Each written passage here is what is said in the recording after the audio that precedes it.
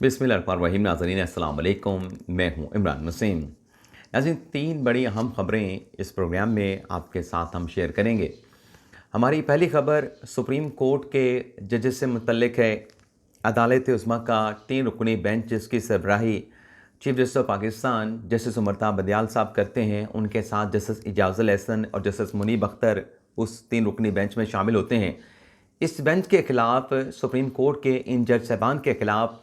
हुकूमत ने supreme judicial council में रेफरेंस दायर करने का ऐलान किया था, लेकिन उसमें नाज़रीन एक रुकावट भी हुकूमत के ज़ेरे गौर आई। उस रुकावट को दूर करने के लिए हुकूमत किस ऑप्शन पर गौर कर रही है, एक तो इसकी तफसीलात आपके साथ हम शेयर करेंगे। दूसरी खबर जो सुप्रीम कोर्ट ऑफ पाकिस्तान का 20 अप्रैल का हुक्मनामा है 3 रुकनी बेंच का, उसमें 2 बड़ी अहम बातें लिखी गईं। एक तो हुकूमत को 27 अप्रैल तक की डेडलाइन दी गई कि आपने इस तारीख तक जो है इलेक्शन कमीशन को 21 अरब के फ़ंड जारी करने हैं। और दूसरा, उस हुक्मनामे में वज़ीर आज़म शहबाज शरीफ की कॉन्स्टिट्यूशनल और लीगल हैसियत से मुतल्लिक, स्टेटस से मुतल्लिक कुछ ऑब्जर्वेशन पास की गई। अब उन ऑब्जर्वेशन की रोशनी में क्या वज़ीर आज़म शहबाज शरीफ के लिए कौमी असम्बली से एतमाद का वोट लेना ज़रूरी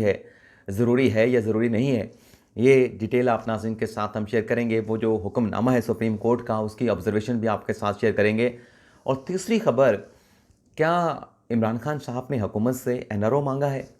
एनआरओ मांगा है तो किस मामले पे मांगा है, और कौन सा हुकूमत का जो सोर्स है वो इस बारे में जो है वो इंकिशाफ कर रहा है। तो ये 3 हमारी खबरें हैं जिनकी डिटेल्स आप नाज़रीन के साथ हम शेयर करेंगे।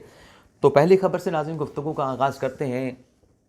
जो सुप्रीम कोर्ट का 3 रुकनी बेंच का 4 अप्रैल का फैसला था, जिस पर सुप्रीम कोर्ट ने हुक्म दिया था कि 14 मई को इलेक्शन करवाया जाए, और उसमें एक पूरा इलेक्शन शेड्यूल दे दिया गया था कि फ़लाँ फ़लाँ तारीख को ये होगा, वो होगा, फ़लाँ होगा। और फिर अल्टीमेटली सुप्रीम कोर्ट ने कहा कि 14 मई को पंजाब में इंतखाबात की पोलिंग करवाई जाएगी। और सुप्रीम कोर्ट की उसमें हतमी राय है कि 90 डेज़ जो हैं वो कॉन्स्टिट्यूशन में लिख दिए गए हैं, तो उसकी वायलेशन नहीं हो सकती। अच्छा, इस 90 डेज़ के ऊपर भी बहुत सारे सवालात उठते हैं, लेकिन वो कहीं कंसीडर नहीं होते। एक सवाल तो ये है कि फिर कॉन्स्टिट्यूशन के अंदर ये भी लिखा है कि जो एक कौमी असम्बली की सीट खाली होगी उस पर भी 90 दिनों के अंदर इलेक्शन करवाना है। तो सवाल पूछा जाता है कि जो कौमी असम्बली के इतने हल्के हैं जहाँ पर पीटीआई के इस्तीफे एक्सेप्ट किए गए, उन पर फिर अदालतें स्टे ऑर्डर दे के क्यों बैठी हैं? वहाँ पर 90 रोज़ से ज़्यादा हो चुका है, बल्कि 90 रोज़ से ज़्यादा होने के बाद अब तो स्टेटस उस नहज पे पहुँच चुका है कि 90 दिन अगर हुकूमत की कौमी असम्बली की जो मियाद है उसमें बाकी रह जाएँ, तब तो इलेक्शन करवाना जो है वो आइनी तौर पे मुमकिन नहीं होता। तो ये जो अदालतें स्टे ऑर्डर्स दे के बैठी हैं, तो वहाँ पर क्या आइन की वायलेशन नहीं हो रही? और दूसरा जो एक और अहम सवाल है जो पूछा जाता है निजी महफ़िलों में, कि पाकिस्तान तहरीक-ए-इंसाफ की ये जो हिकमत अमली थी पहले कौमी असम्बली से इस्तीफ़े देने, और उन इस्तीफ़ों की एक्सेप्टेंस के लिए, उन इस्तीफ़ों की मंजूरी के लिए पाकिस्तान तहरीक-ए-इंसाफ जो है वो अदालतों में गई थी। पाकिस्तान तहरीक-ए-इंसाफ ने पहले इस्लामाबाद हाई कोर्ट से रिव्यू किया। इस्लामाबाद हाई कोर्ट से चीफ जस्टिस अतहर अमीनुल्लाह साहब ने रिलीफ नहीं दिया और ये कह दिया कि ये सियासी मामला है, आप पार्लिमान को इसमें जाके हल करें, पार्लिमान में जाके इशू रेज़ करें। और फिर उसके खिलाफ सुप्रीम कोर्ट में पाकिस्तान तहरीक-ए-इंसाफ आई। चीफ जस्टिस की सरबराही में 3 रुकनी बेंच उस केस की समाअत करता रहा। जस्टिस आयशा मलिक साहिबा भी उस बेंच में शामिल थी, गालिबन मोहम्मद अली मज़हर साहब भी थे एक पॉइंट ऑफ टाइम पे, और मंसूर अली शाह साहब भी उस 3 रुकनी बेंच का हिस्सा थे। उसके बाद फिर जब ये इस्तीफ़े एक्सेप्ट कर लिए गए, पीटीआई की दरख्वास्त को एक्सेप्ट करने से पहले, पीटीआई को सुप्रीम कोर्ट से रिलीफ मिलने से पहले स्पीकर नेशनल असम्बली राजा परवेज़ अशरफ ने पीटीआई के इस्तीफ़े एक्सेप्ट कर लिए। उसके बाद नाज़रीन ये हुआ कि पाकिस्तान तहरीक-ए-इंसाफ, जो सवाल एक उठाया जाता है कि क्या ये रिलीफ जो है सिर्फ पाकिस्तान तहरीक-ए-इंसाफ के लिए है? क्या ये मिसाल जो है पाकिस्तान तहरीक-ए-इंसाफ के लिए जो है बनाई जा सकती है? क्या इस किस्म के मुनफरद जो सियासी हिकमत अमली है पाकिस्तान तहरीक-ए-इंसाफ की, क्या उसके लिए जो अदालतें हैं, जो कमरा अदालत है, उसकी लॉन्ड्री इस्तेमाल हो सकती है? क्योंकि पीटीआई तो गई थी अपने इस्तीफ़ों की कबूलियत के लिए सुप्रीम कोर्ट के पास, इस्लामाबाद हाई कोर्ट के पास है, लेकिन फिर हमने देखा कि जब स्पीकर ने वो इस्तीफ़े एक्सेप्ट किए, उसके बाद पाकिस्तान तहरीक-ए-इंसाफ जो है वो अदालतों में चली गई। जब अदालतों में चली गई, वहाँ पे कहा गया कि हमारे इस्तीफ़े गलत एक्सेप्ट किए गए हैं, हमने इस्तीफ़े ऐसे नहीं वैसे दिए हैं, लीगल प्रोसीजर पूरा नहीं किया गया। तो लोग ये सवाल उठा रहे हैं कि एक ऐसी सियासी जमात जो पहले इस्तीफ़े एक्सेप्ट करवाने के लिए अदालतों में जाए, उनसे पहले ये सवाल पूछा जाए कि आप सियासी हिकमत अमली के तहत कैसे यकमुश्त है वो एक ही गो में सारे इस्तीफ़े दे सकते हैं, लेकिन वो सवाल नहीं पूछा गया। दूसरा सवाल ये उठाया जा रहा है कि चलें वो तो आप चले गए, एक तरह से आपका एक राइट मान लिया जाए, लेकिन जब आप उसके अगेंस्ट अपने मौक़िफ़ के अगेंस्ट दोबारा अदालतों में जाएंगे कि नहीं पहले वाले इस्तीफ़े एक्सेप्ट करने की हमारी दरख्वास्त वापस दे दी जाए, लेकिन अब हमारे इस्तीफ़े जो एक्सेप्ट किए हैं वो मंजूरी का जो तमाम प्रोसेस है उसको नल एंड वाइड करार दे दिया जाए, तो क्या पाकिस्तान की अदालतों में इस किस्म की लिटिगेशन की सियासी हिकमत अमली की इजाज़त दी जा सकती है? ये बड़ा अहम सवाल उठाया जा रहा है। लेकिन बहरहाल नाज़रीन, 4 अप्रैल का जब हुक्म था सुप्रीम कोर्ट का, माफ़ी चाहता हूँ नाज़रीन, उसमें जैसे कि हुकूमत ने कहा कि हम वज़ीर दाखिला साहब टीवी पे आए, उन्होंने कहा कि हम इस ऑप्शन पे गौर कर रहे हैं कि जज साहिबान के ख़िलाफ़ रेफरेंस दायर करें। तो उसमें जो मुख्तलिफ सेशंस हुए या आपस में गौर व ख़ौज़ किया गया इस मामले के ऊपर कि चीफ जस्टिस के ख़िलाफ़ रेफरेंस कैसे दायर करें और जस्टिस एजाज़ुल हसन के ख़िलाफ़ कैसे करें, जस्टिस मुनीब अख्तर के ख़िलाफ़ कैसे करें, क्योंकि रेफरेंस जो जाना है उसका रूट नाज़रीन ये है कि वज़ीर आज़म एडवाइस करेंगे, वज़ारत कानून रेफरेंस तैयार करेगी और फिर सदर मुमलिकत के ज़रिए वो रेफरेंस जो है सुप्रीम जुडिशल काउंसिल में भेजा जाएगा। तो हुकूमत को ब्लॉकेज जो है, रुकावट इस जगह पे नज़र आ रही थी कि अगर हम ये रेफरेंस बना के वज़ीर-ए-आज़म के एडवाइस के साथ सदर साहब को भिजवा दें, तो जिस तरीके से जो supreme court and practice and procedure bill था 2023 का, जो सदर साहब ने एतराज़ लगा के पहले वापस कर दिया, दूसरी मरतबा दस्तखत नहीं किए, तो ये रेफरेंस भी सदर साहब को रोक लेंगे। ये रेफरेंस भी सदर साहब जो हैं सुप्रीम जुडिशल काउंसिल में नहीं भिजवाएंगे। तो उस मामले के ऊपर जो ख़बर सामने आई है अंसार अब्बासी साहब की, वो ये लिखते हैं कि हुकूमत इस ऑप्शन पर गौर करिए कि बजाय इसके कि सदर साहब का रूट इस्तेमाल किया जाए, पार्लियामेंट के थ्रू, पार्लियामेंट की करारदाद के थ्रू ये रेफरेंस जो है 3 जज साहबान के खिलाफ जो है सुप्रीम जुडिशल काउंसिल में भेजा जाए और इसमें यह भी दरख्वास्त की जाए कि हंगामी बेसिस के ऊपर रोज़ाना की बुनियाद के ऊपर इन रेफरेंस की समाअत की जाए। लेकिन ये अभी ऑप्शंस पे गौर किया जा रहा है। अल्टीमेटली अभी हुकूमत ने फैसला दायर नहीं किया, क्योंकि ये रेफरेंस दायर करने का जो मामला है ये इतना आसान नहीं होता। पाकिस्तान तहरीक इंसाफ ने तो जस्टिस काजी फायज़ के खिलाफ रेफरेंस दायर कर दिया था और फिर गलती का एतराफ़ भी किया, और अब देखते हैं मौजूदा हुकूमत ने भी नाम तो लिए हैं और ऑप्शन का भी इजहार किया कि हमारे पास ऑप्शन है, हम गौर कर रहे हैं। तो क्या अल्टीमेटली कोई फ़ैसला होता है और रूट अगर फ़ैसला हुआ तो रूट फिर ये पार्लियामान का अख्तियार किया जाएगा। दूसरी खबर नाज़रीन, जो 20 अप्रैल का सुप्रीम कोर्ट का हुक्म था, उसमें नाज़रीन एक तो बात ये लिखी गई कि आप 27 अप्रैल तक आप 21 अरब के फ़ंड जारी कर दें, और उसी रोज़ अदालत ने भी कहा था कि जिसको ये फ़ैसला पसंद नहीं वो फ़ैसले को नज़रअंदाज नहीं कर सकता। फ़ैसला मौजूद है, फ़ैसला कहीं नहीं गया, लेकिन अगर किसी को एतराज़ है, फ़ैसले को चेंज करवाना चाहता है तो नज़रसानी की दरख्वास्त दायर कर दें। तो अब आज 25 है और 48 घंटे बाकी रह गए हैं सुप्रीम कोर्ट की अगली हियरिंग में। तो ये तो नाज़रीन वाज़ेह है कि 27 अप्रैल तक भी हुकूमत जो है वो 21 अरब के फ़ंड जारी नहीं करने जा रही। यानी सुप्रीम कोर्ट की तीसरी मरतबा डायरेक्शन, बल्कि ग़ालिबन हाँ तीसरी नहीं चौथी मरतबा डायरेक्शन है या तीसरी मरतबा है, वो हुकूमत नहीं मानने जा रही। हुकूमत ये कह रही है कि हमारे पास अख्तियार नहीं है, पार्लियामान का फ़ैसला आ चुका है, कौमी असम्बली का फ़ैसला आ चुका है, इतनी बड़ी जो अमाउंट है जिसकी अल्टीमेटली मंजूरी कौमी असम्बली ने देनी है, तो जब उसने पहले कह दिया पैसे नहीं देने तो हम कैसे आपको ये पैसे दे सकते हैं। तो पैसे तो जारी हुकूमत नहीं कर रही। लेकिन दूसरी जो बात थी उस रोज़ की समाअत में, जो मुनीब अख्तर साहब ने कहा कि ये जो आपने पेश किया मामला कौमी असम्बली में और वहाँ से पास नहीं हुआ, इससे तो फिर प्रमा फेशाई बज़ाहिर ऐसा लगता है कि वज़ीर आज़म जो है वो जो ऐवान है उसका एतमाद खो बैठे हैं। और यही बात फिर उस ऑर्डर के अंदर इनकॉर्पोरेट की गई कि ये इस पर बड़े सीरियस किस्म के रिपरकशन हो सकते हैं।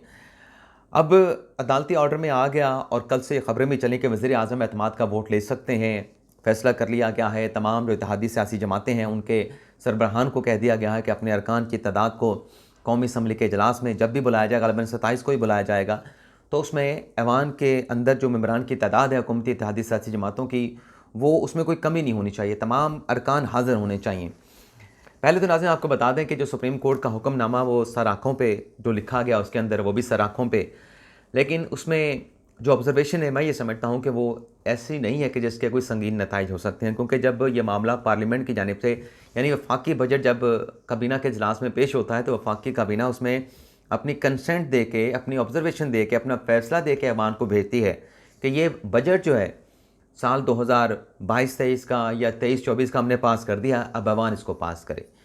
तो उसके बाद अगर वो बजट कौमी असम्बली के ऐवान से पास ना हो तो वज़ीर आज़म की हैसियत के ऊपर, कानूनी आईनी हैसियत के ऊपर सवालात उठ सकते हैं कि वो ऐवान का एतमाद खो बैठे हैं। लेकिन अगर वफाकी काबीना कोई राय दे बगैर कि ये एक 21 अरब के फ़ंड जारी करने का मामला है, सुप्रीम कोर्ट का हुक्म है, इस पे हम कोई फ़ैसला नहीं कर रहे, इस पर फ़ैसला कौमी असम्बली पे छोड़ते हैं, तो मेरे ख़्याल से कौमी असम्बली जब उस पर फ़ैसला देगी तो उससे वज़ीर आज़म जो है वो ऐवान का एतमाद नहीं खो बैठते। जिस तरीके से सदर साहब जो हैं आर्टिकल 186 का रेफरेंस दे के सुप्रीम कोर्ट से किसी कानूनी सवाल पे जवाब मांग सकते हैं और वो रेफरेंस जाता है वज़ीर आज़म के एडवाइस के साथ, इसी तरीके से यहाँ पर भी हुकूमत ने भी यही किया कि इस मामले के ऊपर कि ये हमारी फाइनेंशियल कंस्ट्रेंट्स हैं, ये सुप्रीम कोर्ट का फ़ैसला है, हम कहते हैं 4-3 का फ़ैसला है, वहाँ से कहा जा रहा है 3-2 का फ़ैसला है, तो पार्लियामान बताए, कौमी असम्बली बताए कि हम 21 अरब के फ़ंड जारी करें या ना करें। तो उस पर कौमी असम्बली ने फैसला कर दिया। तो वो ऑब्जर्वेशन सुप्रीम कोर्ट की, जैसे मैंने कहा कि अपनी हमारी सर आँखों पे, लेकिन उसमें ये सब कुछ बनता नहीं है। लेकिन अगर एतमाद का वोट लेने का फ़ैसला भी कर लें और अगर ऐसा किया गया, क्योंकि वफाकी काबीना का इजलास 26 अप्रैल को बुला लिया गया है सुप्रीम कोर्ट की समाअत से 24 घंटे पहले, उसमें हो सकता है कि एतमाद का वोट लेने का भी फ़ैसला किया जाए, क्योंकि ख़बर ये है एक्चुअली कि उस इजलास में इस नुक्ते पर गौर किया जाएगा कि आया कि वज़ीर आज़म जो हैं एतमाद का वोट लें सुप्रीम कोर्ट के ऑर्डर की रोशनी में, सुप्रीम कोर्ट के 20 अप्रैल के हुक्मनामे की रोशनी में, तो उसमें यह फ़ैसला किया जाएगा। लेकिन अगर अब की मरतबा ये फ़ैसला हुआ कि एतमाद का वोट लेना है, तो नाज़रीन आप ये भी नोट कर लें, तो फिर उस कौमी असम्बली के इजलास में ये भी होगा कि जो 21 अरब के फ़ंड जारी करने का मामला है, अब वो भी 172 वोटों के साथ, या जो मेजॉरिटी उसमें मौजूद होगी, उस मेजॉरिटी के साथ उस करारदाद को, उस मामले को एक मरतबा फिर रद्द कर दिया जाएगा, क्योंकि 27 अप्रैल की डेडलाइन अब आने वाली है, 48 घंटे बाकी हैं। तो देखते हैं इस मामले के ऊपर वज़ीर आज़म शहबाज शरीफ साहब जो हुकूमती इत्तेहादी सियासी जमातें हैं वो अल्टीमेटली क्या फ़ैसला करते हैं। लेकिन मेरी नज़र में तो ऐसी कोई रिक्वायरमेंट नहीं है, कोई लीगल कानूनी तकाजा नहीं है कि लाजमी नागुज़ीर है वज़ीर आज़म के लिए एतमाद का वोट लेना। और अगर ऐसा हो भी जाए, सुप्रीम कोर्ट कह भी दे कि क्या उन्हें हटाना है, नहीं हटाना, तो अल्टीमेटली सुप्रीम कोर्ट इससे ज़्यादा नहीं कर सकती कि अपने ऑर्डर में लिख दे कि वज़ीर आज़म जो हैं वो ऐवान का एतमाद खो बैठे हैं। तो लिहाजा जो सदर साहब हैं वो वज़ीर आज़म से कहें कि वो ऐवान का वोट लें, वो वज़ीर आज़म जो हैं ऐवान से एतमाद का वोट लें। तो अगर ये सुप्रीम कोर्ट ने कह भी दिया तो तब भी वज़ीर आज़म शहबाज शरीफ जो हैं एतमाद का वोट लेने की हद तक जो है उससे सवाल हो सकता है, कहा जा सकता है सुप्रीम कोर्ट बराह रास्त जो है वज़ीर आज़म को उनके ओहदे से नहीं हटा सकती। अब NRO ले जाने का क्या मामला है, आज़ाद कश्मीर में पोजीशन पाकिस्तान तहरीक इंसाफ की आपके सामने आ चुकी है। अब इमरान खान NRO कैसे मांग रहे हैं, लेकिन आज़ाद कश्मीर की कुछ हैसियत भी, कुछ जो अदाद शुमार हैं वो भी आपके साथ शेयर कर लें। इमरान खान साहब ने पार्लिमानी पार्टी का इजलास बुलाया था, 31 की तादाद है। आज़ाद कश्मीर की असम्बली में तहरीक इंसाफ की सिर्फ 7 लोग हाज़िर हुए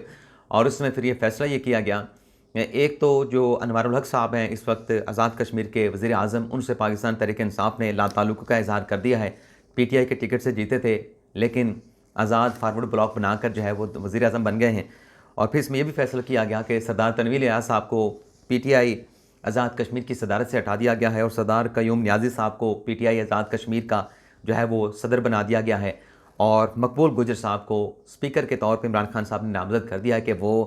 आज़ाद कश्मीर कानून साज असम्बली में पाकिस्तान तहरीक इंसाफ के स्पीकर के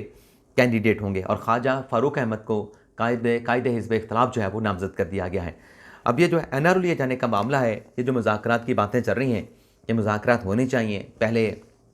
इमरान खान साहब भी कहते रहे कि सबके साथ बात करने के लिए तैयार हूँ, PTI के लोग कहते रहे। हुकूमत जब तैयार हुई तो अब PTI जो है वो मुज़ाकरात के मामले पर इतनी संजीदगी का मुज़ाहरा नहीं कर रही, बल्कि बहुत सारी चीज़ों के साथ, कंडीशन के साथ इन मुज़ाकरात को जो है वो पाकिस्तान तहरीक इंसाफ ने मशरूत कर दिया है, यानी उनके साथ मुंसलिक कर दिया है।